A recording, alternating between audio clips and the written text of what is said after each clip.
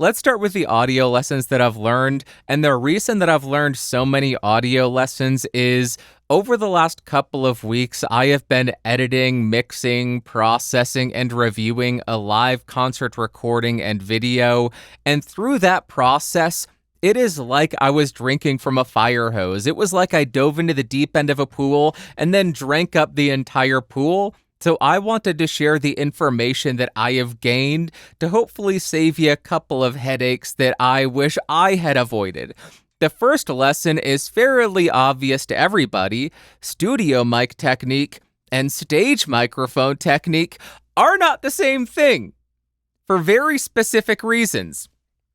The way that I learned this lesson was reviewing my vocal microphone. I was behaving on stage as though I was in a studio. And in a studio, I'm a couple inches away from the microphone because when you get too close to the microphone, it just doesn't sound the best. You want a little bit of space between yourself and the microphone. On stage, if you're 3 inches away from the microphone and you got a drummer a couple of feet behind you, all you're going to hear is the drums. All you're going to hear is the bass.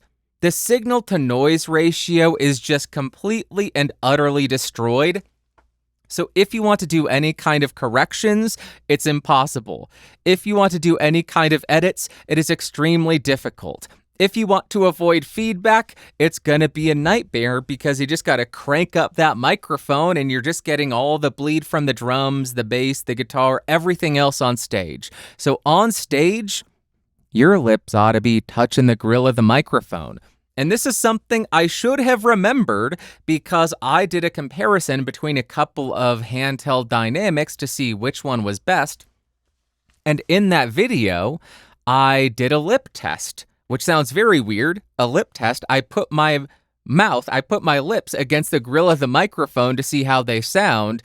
And when you do that, the really big presence treble and air boost on a lot of these handheld microphones makes so much sense because it's simply offsetting the massive proximity effect when your lips are touching the grill and you clip the preamp. So that is something I should have remembered, and I should have behaved differently on stage because the bleed was unbearable. You could barely hear my voice over the drums. Now, something I did to try to salvage this was use AI. I know AI is a bad word to a lot of creatives, but I was trying to salvage what I could. So I ran my microphone through one of those AI vocal isolators and pulled out just my voice, and it removed all of the bleed from the instruments. Unfortunately, it is incredibly artifacty and does not sound very good. But in my favor, I am not a lead singer. I just do very distant background vocals and harmonies, so that's fine if it's a little bit artifacty. I found something that helped was throwing on a Neve preamp and just adding some distortion and then, of course, running reverb into it, and that just masked a lot of the artifacts. And because I'm mixed so far back, it's fine. I couldn't use this method on the lead singer because it would just sound terrible. It would sound like a digital singer, some kind of AI anime girl singing or something. Maybe that would actually be good. That's the first lesson I learned. Second lesson, bleed is an absolute nightmare. If you don't know what bleed is, it is when sound sources other than the sound source you're miking up make its way into the microphone. So this is my vocal microphone right now. If a guitar was playing over in the corner, that would make it into the microphone. That would be bleed. Having bleed on these microphones makes edits, makes corrections, makes improvements in post so much more difficult. It makes even processing the audio more difficult because when you compress the vocals, you're also compressing all that other information that is being captured. Drums are in every single microphone. Guitar mics, bass mics, well, not bass mics, it's DI bass. Vocal mics, anywhere and everywhere, drums are in it. Bass is in everything because it's omnidirectional. So it's very hard to make those corrections and fixes in post. So if you're looking to get perfect, you're not going to. On the note of getting perfect, this is something that I was told. I did not fact check this. I don't know how accurate it is, but I was told a lot of the bands that put out live concert footage, live concert DVDs, that isn't necessarily a live performance. They will go back and touch up the recordings. They will re-record the guitars, the bass, maybe not the drums, maybe they'll use the live drums. They'll re-record the vocals just to make sure it's as good as it can possibly be, just to ensure they get isolation so they can process it as best as they can. I would love to learn more about this and understand how they do it, if they do it, who does it, why do they do it? But it is a fascinating idea that these live concerts aren't actually live. My theory would be they film the concert, great, they have the energy, they have the crowd, they have the drum take. Then afterwards, they just leave the mic set up, come back the next day, re-record the guitar, re-record the vocals in the venue, running through the PA, so they get the room sound, so they get everything the same guitar tone, same everything, and then just replace that in the actual mix. Then they get that isolation, then they get that good performance, but they still have the energy from the audience. They still have the energy in the drums. So that's my theory, but if there's anybody out there listening to this who does work on that kind of project, I know some of you probably have done that, I would love to hear the actual process that they go through. Do they use the live setup at the same time to re-record, or do they go into the studio later and try to match the tone? Or do they not care about matching the tone and just replace everything? Just all the guitars. No, we're not going to use any of that. Let's redo it all. The next lesson that I learned is something that I was kind of already leaning into. I love preamp distortion. Some of the recorded tracks were not necessarily lifeless, but a little bit low energy and maybe a bit too sterile. And throwing on a Neve preamp emulation and just distorting it a bit made it so much more exciting sounding, and it brought certain sounds to life. So I am just a complete convert. I used to think, oh yeah, clean. That's how all the recording should be. Just make sure it's not clipping, make sure there's no distortion, you're good to go. And now I just want to put distortion on everything. I just want Neve distortion or just preamp distortion on anything and everything in a recording because I just think it sounds so much more exciting.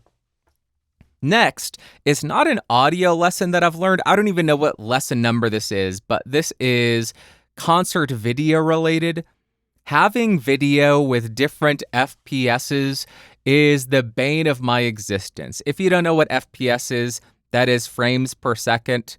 You can have videos with different frames per second, 24, 29.97, 23.98, 30, 60, 50. And I got 4 angles from this concert, many of which were different frame rates. I had 30, 29.97, and 24. First thing I did was try to match all the videos to 29.97 because that was the primary angle. I couldn't get 30 to match up in that project. I couldn't get 24 to match up in that project, even though Final Cut Pro X says, yeah, we'll go ahead and match it. We have all these algorithms that'll make it work. Nope, did not work. The only workaround that I found was creating a new 24 frame per second project, dropping each video in there, whether it's 24, 29.97, or 30, syncing that individual video file to the raw mix, and then exporting at 24 FPS, and then using all of those new video files to create a multicam clip so that I can do my easy editing of just going angle 1, 2, 3, 4, 1, 2, 3, 4, as opposed to cutting, dragging, dropping, doing all the whoosy whatsies and manual editing. Editing with a multicam clip is so much better. So I don't know if I was just doing something wrong with trying to match everything to 2997, or if you simply need to downsample everything to the lowest frame rate you have, but downsampling to 24 FPS and creating new video files was the only way I was able to actually get it to work. The next lesson that I learned is something that doesn't just apply to audio. This applies to everything. Theory is great, but doing is so much better. I could read all about recording live concerts, mixing audio in general. That's all good, great, and grand. It's good information to have. But actually doing it, hearing everything, and trying to work your way through these issues, as I mentioned, it's like drinking from a fire hose. The information and the knowledge that I have gained from doing it, invaluable. Trying to get the kick drum to sound good, look, the kick is out of phase, gotta invert that. That's something that I understand the theory of it, but I've never really had to focus on that. So actually mixing the full band, the full concert is just so good. So my suggestion is, I know a lot of people out there who are getting into content creation, making videos, recording music. They just get stuck in the research phase, the learning phase. I say just start doing it. Just start making mistakes.